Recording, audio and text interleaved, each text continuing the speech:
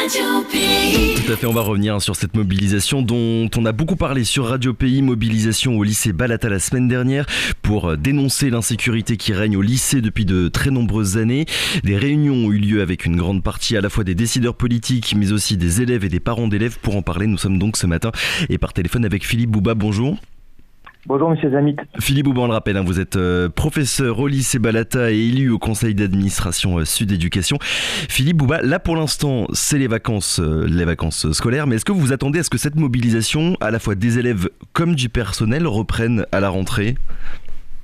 Alors tout d'abord, il est important de recontextualiser et de revenir à la genèse de cette mobilisation. Ce que les auditeurs et auditrices doivent savoir, c'est que il y a 16 mois, il y avait eu 3 semaines de droit de retrait des personnels donc professeurs et vie scolaires pour le même constat, c'est-à-dire l'insécurité à Balata. Et pendant 3 semaines, nous avions cessé le travail pour permettre notamment une dénonciation et que ce message puisse atteindre le rectorat et la CTG parce que c'était ces deux acteurs qui devaient rentrer en jeu. Alors, force à constater, c'est que très peu d'évolution puisque il y a 3 semaines déjà, des élèves avaient pris l'initiative de venir en t-shirt noir pour dénoncer l'insécurité aux abords de l'établissement. Et ces jeunes-là, en fait, voulaient montrer qu'il était difficile d'accueillir un apprentissage lorsqu'on avait la boule au ventre.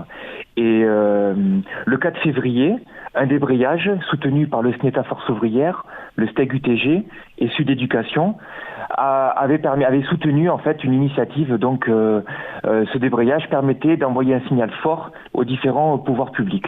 Ça a été fait puisque le 8 février, une réunion s'est tenue au lycée Balata avec le rectorat, la gendarmerie, la mairie de Matoury et la CTG.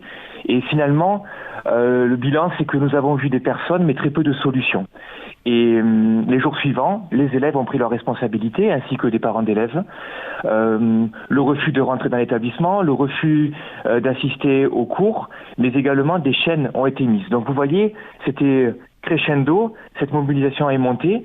Et maintenant, on attend de voir ce que les pouvoirs publics vont vraiment apporter de concret pour pouvoir sécuriser correctement les abords de l'établissement. Aujourd'hui, jeudi 18 février 2021, le message est enfin passé à la fois auprès de la CTG mais aussi du rectorat ?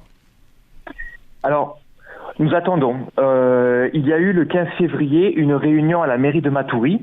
Alors les parents d'élèves de la FAPEC du lycée Balata étaient d'accord d'ailleurs pour que je les accompagne, mais mon étiquette syndicale m'a empêché d'assister à cette réunion puisque le maire de Matoury m'a demandé de sortir et de ne pas assister, de ne pas écouter aux propositions. Ce qui fait que ce que je vais vous dire, c'est ce que j'ai entendu sur Guyane Première, où c'est le ressenti de mes élèves.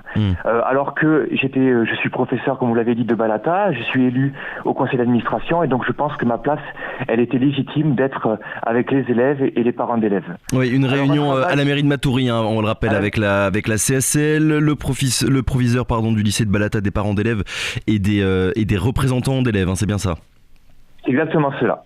Et il y avait également 3 violences qui étaient présents lors de la réunion. Donc, du concret. Alors, le problème, c'est que vous verrez que je vais parler au futur, peut-être pas au conditionnel, mais en tout cas, c'est pour les jours à venir.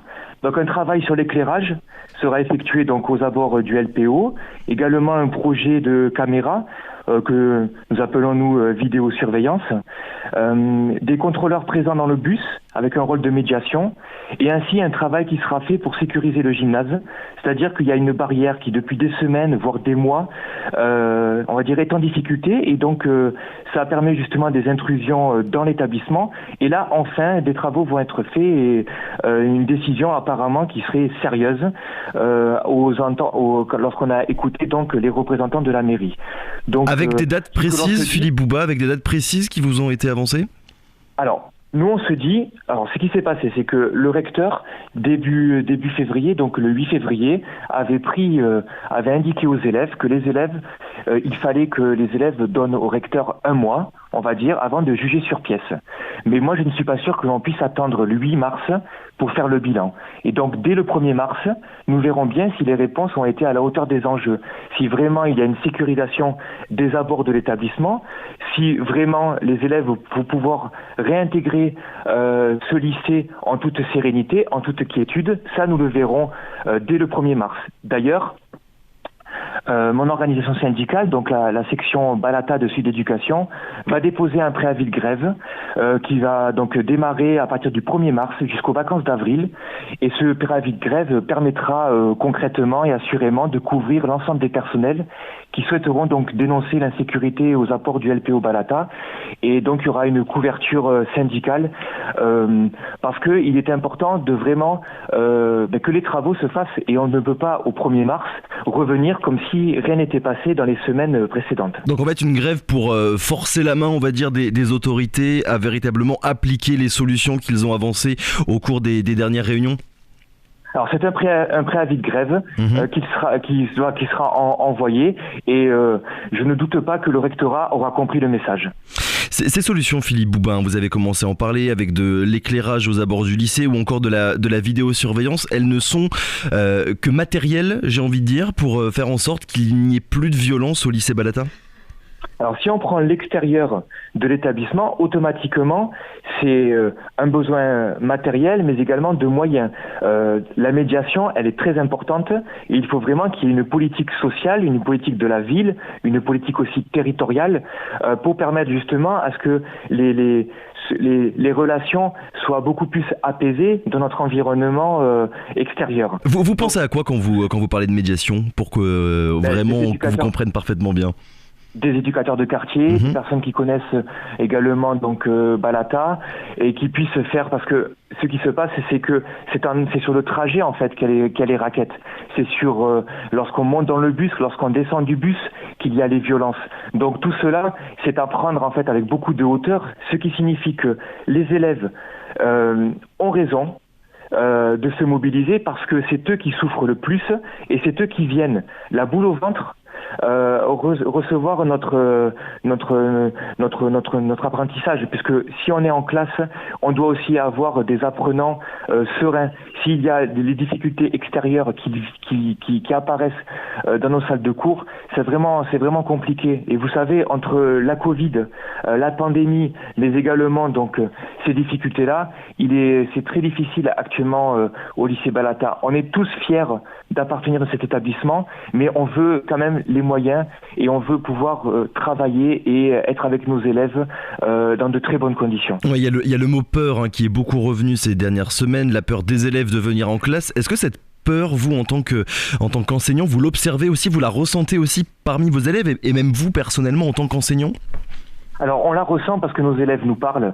On est là pour appliquer un programme, on est là aussi pour leur donner un savoir, mais aussi pour les écouter. Et d'ailleurs, on a été très présents pendant la mobilisation avant les vacances. Nous sommes sortis sur le parvis pour libérer la parole, pour écouter nos jeunes.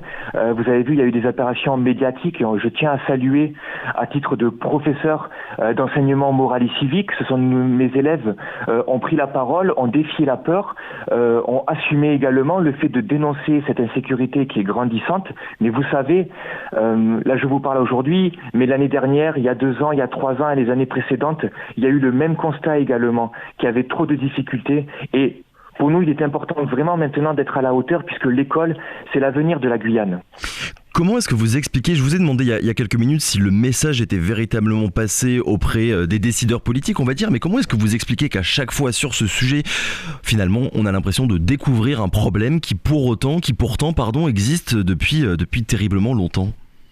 Alors je répondrai directement, posez-leur la question, puisque ce sont des personnes qui doivent de fait assumer leur nomination ou leur élection, et c'est à elles justement de prendre les décisions pour pouvoir accueillir correctement ces jeunes. C'est quoi, c'est un manque de volonté, un manque de moyens ? Moi ce que je sais, c'est que les moyens demandent un investissement, et malheureusement financier. Ça signifie qu'il faut vraiment prendre en compte en fait qu'il faut une politique sociale, une politique éducative, mais tout cela, comme dirait le président Macron pour la Covid, quoi qu'il en coûte. Donc il faut faire l'effort pour la santé, il faut également pour l'éducation, mais je peux aller beaucoup plus loin, hein. Le logement, finalement, cette Covid-19, elle a indiqué qu'il y avait de grosses difficultés sur notre territoire et que là maintenant, cette jeunesse de notre établissement, elle a permis de révéler ce problème-là, et par leurs actions, par leur prise de parole, maintenant, ça ressort. Mais on se dit que si je veux être, par pitié, écoutez les jeunes de la Guyane et faites votre travail, faites votre métier. Regardez ce que vous devez faire pour aider correctement la population. Mais ça me conforte quand même, c'est que c'était les différentes mobilisations qui ont permis une évolution. Donc si au 1er mars, on voit que le bilan il est négatif, moi je suis sûr et certain que cette mobilisation reprendra. Ouais, Philippe Bouba, pour revenir à Balata, il y a aussi la question du renforcement des patrouilles de gendarmerie. Normalement, il devrait déjà y en avoir, mais on a entendu des témoignages ces dernières semaines d'élèves qui disaient que les gendarmes n'étaient pas forcément présents sur place au lycée. Vous de votre côté, qu'est-ce que vous constatez ? Alors, au lendemain de la réunion avec monsieur le recteur, donc au 8 mars, on a vu une présence des gendarmes. Maintenant, les gendarmes ne pourront jamais être de 5h30 du matin jusqu'à 18h30 devant l'établissement. Ce qu'il faut aussi, par exemple, penser, c'est le transport scolaire. Il y a tout un travail à faire également. Les élèves ne peuvent pas être débarqués aussitôt devant l'établissement. Il y a tout à reprendre, il y a tout à revoir. Et donc, il reste encore quelques jours pour que les différents pouvoirs publics appliquent des décisions sérieuses. Philippe Bouba, là, on parle de Balata depuis tout à l'heure, mais le phénomène de violence ne touche pas que votre lycée. Est-ce que le rectorat publie les chiffres de la violence scolaire, on va dire, partout en Guyane? On le rappelle, il y a un peu plus d'un an, le ministre de l'Éducation nationale avait déclaré que ces chiffres de la violence scolaire, département par département, allaient être communiqués. Où est-ce qu'on en est sur ce point en Guyane ? Alors, à ma connaissance, je n'ai pas entendu de bilan chiffré. À ma connaissance. Maintenant, il faut vraiment faire. Il y a un effort de communication pour expliquer ce qui est fait, mais également il faut que ça se voit et il faut que la réalité évolue. On ne peut pas venir en classe avec la peur, parce que ça serait vraiment compliqué. Et je tiens à dire aussi pour les élèves de Balata, mais aussi pour d'autres élèves, il y a la peur au ventre et le ventre vide. Donc les difficultés aussi pour pouvoir se restaurer correctement est aussi à prendre en charge pour recevoir une éducation de qualité. Ces actes de violence, Philippe Bouba, pour ne parler cette fois-ci que de Balata, est-ce que vous trouvez qu'au final la situation est la même, on va dire malheureusement depuis plusieurs années, ou bien est-ce qu'il y a de plus en plus de faits de violence et de plus en plus graves ? C'est de pire en pire. Quand on est en salle des professeurs et qu'on discute sur ce qu'on entend en salle de classe, dans la classe, c'est que nos élèves nous remontent de plus en plus d'informations pour dire que c'est récurrent, c'est grandissant, et là ça inquiète. Des fois il faut faire une pause pour vraiment les écouter, parce qu'on a aussi un rôle d'éducateur et d'écouter aussi la parole de nos élèves. Donc on revient vraiment sur le 1er mars, ça sera une date cruciale et il faut vraiment que les changements soient au rendez-vous. Le temps des réunions est terminé, on va dire là maintenant. Il y en a eu beaucoup depuis ces dernières semaines. Vous attendez des réponses concrètes et précises sur les problèmes que vous avez dénoncés? On a entendu en fait des réponses. Maintenant, on veut voir des solutions. C'est-à-dire qu'on veut des modifications visibles. Et de toute façon, je fais confiance aux jeunes du lycée pour pouvoir s'exprimer assez rapidement s'ils ont vu un avant et après mobilisation. En tout cas, personnel du lycée de Balata et de l'autre côté, on va dire les élèves et les parents d'élèves font front commun, on va dire, dans cette histoire. Ah oui, on a une seule boussole, on va dire, c'est une école de qualité. On veut pouvoir être serein dans notre établissement, et ça c'est vraiment quelque chose qui nous tient tous à cœur. Bon, écoutez, on verra bien ce qui se passera dans les jours et dans les semaines à venir. Merci beaucoup Philippe Bouba d'avoir été notre invité ce matin. On le rappelle, vous êtes professeur au lycée Balata et élu au conseil d'administration Sud Éducation. Vous étiez avec nous pour revenir sur cette mobilisation depuis ces dernières semaines au lycée Balata pour dénoncer des faits de violence. Merci encore. Je vous remercie de votre invitation. Bonne journée. Radio Pays.